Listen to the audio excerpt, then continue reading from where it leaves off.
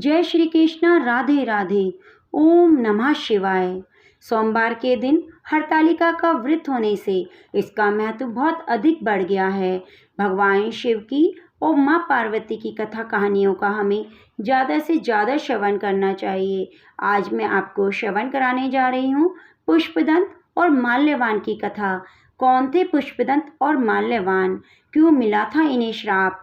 आइए जानते हैं। माँ पार्वती जी को भगवान शिव ने एक दिव्य कथा सुनाने का वचन दिया। इस कथा को श्रवण करने से पहले आपसे निवेदन है, आप इस कथा को पूरी श्रद्धा और प्रसन्नचित मन से अंत तक जरूर श्रवण कीजिएगा। भगवान शिव के सच्चे भक्त हैं तो ओम नमः शिवाय कमेंट बॉक्स में जरूर लिखिएगा। आइए श्रवण करते हैं भगवान शिव और माँ पार्वती का दिव्य संवाद। पार्वती जी को भगवान शिव ने एक कथा सुनाने का वचन दिया।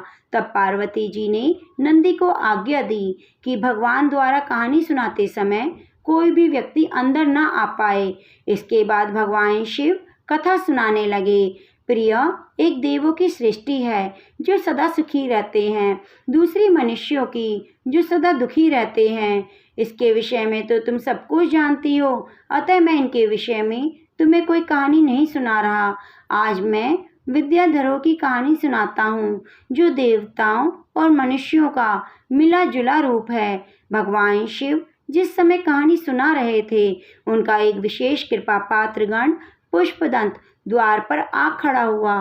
वह अंदर आना चाहता था, किंतु द्वारपाल नंदी ने उसे रोक दिया। इस पर वह अपनी योग की शक्ति से गुप्त रूप से अंदर चला गया। नंदी को अपने इस कार्य के विषय में कुछ भी न पता चल सका। भगवान शिव ने पार्वती को 7 विद्याधरों की अद्भुत कहानी सुनाई जो अब तक किसी ने न सुनी थी। इस कथा को पार्वती के साथ पुष्पदंत ने भी छुपकर सुन लिया। पुष्पदंत ने घर जाकर यह कथा अपनी पत्नी जया को सुना दी। जया पार्वती की सखी थी। स्त्रियों के पेट में कोई बात न पचती। एक दिन जया ने अपने पति से सुनी 7 विद्याधरों की कथा पार्वती जी को सुना दी। पार्वती जी को इससे बहुत आश्चर्य हुआ। वह विचार करने लगी कि भगवान शिव तो कहते हैं यह कथा किसी ने नहीं सुनी, तो क्या इसका अर्थ हुआ कि वे मुझसे झूठ बोल रहे हैं? और पुष्पदंत को तो उन्होंने पहले ये कथा सुना दी थी। एक दिन रूठने पर पार्वती जी ने शिव जी से कहा, आप वास्तव में बड़े धूर्त हैं। आपने तो कहा था कि 7 विद्याधरों की कथा को कोई नहीं जानता, तब उसे मेरी सखी जया कैसे जानती है? पार्वती जी के मुँह से यह बात सुन भगवान शिव आश्चर्य में डूब गए। और इस कथा को जया ने कैसे जान लिया? उन्होंने अपनी योग शक्ति का सहारा लिया और ध्यान लगाते ही सारी बात स्पष्ट हो गई कि पुष्पदंत ने छिपकर कथा सुनी है।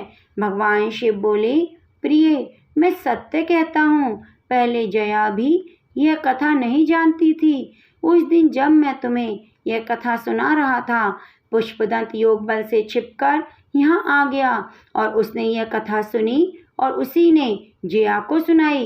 इतना सुनते ही पार्वती जी क्रोध से भर गई।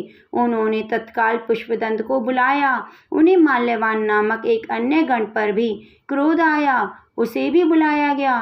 दोनों भयभीत होकर पार्वती जी के पास आए। पार्वती जी ने पुष्पदंत और माल्यवान को श्राप देते हुए कहा, तुम दोनों को शिव की सेवा से पृथक किया जाता है। अब तुम मनुष्य लोक में जाकर रहो। पुष्पदंत ने घर आकर अपनी पत्नी जया को पार्वती जी के शाप के बारे में बताया। जया पुष्पदंत और माल्यवान को लेकर पार्वती जी की शरण में गई। तीनों ने रोते हुए पार्वती जी से बहुत अनुनय विनय किया, अपने अपराध के लिए क्षमा मांगी। तब पार्वती जी ने कहा, कुबेर के शाप से सुप्रतीक नाम का यक्ष पिशाच बन गया है, जिसका नाम अब कारणभूति है। वह विंध्य के वन में रहता है।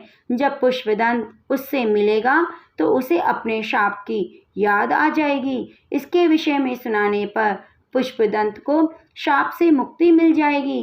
फिर वह माल्यवान के विषय में बोली। माल्यवान भी कारणभूति से मिलेगा और कारणभूति शाप की कथा को कई मनुष्यों को सुनाएंगे। इससे इन दोनों को शाप से छुटकारा मिल जाएगा।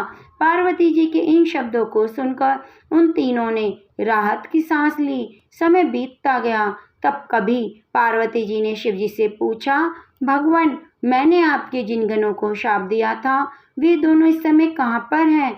इस पर भगवान शिव ने बताया, प्रियतमे, पुष्पदंत ने भारत भूमि में कौशाम्बी नामक नगरी में जन्म लिया है। उसका नाम वहाँ पर वररुचि है। और माल्यवान ने सुप्रतिष्ठित नामक नगर में गुणांदेर से जन्म लिया है। प्रिय भक्तों, भगवान शिव और माँ पार्वती हैं ही ऐसे दयालु जो अपने भक्तों पर सदा कृपा बनाए रखते हैं।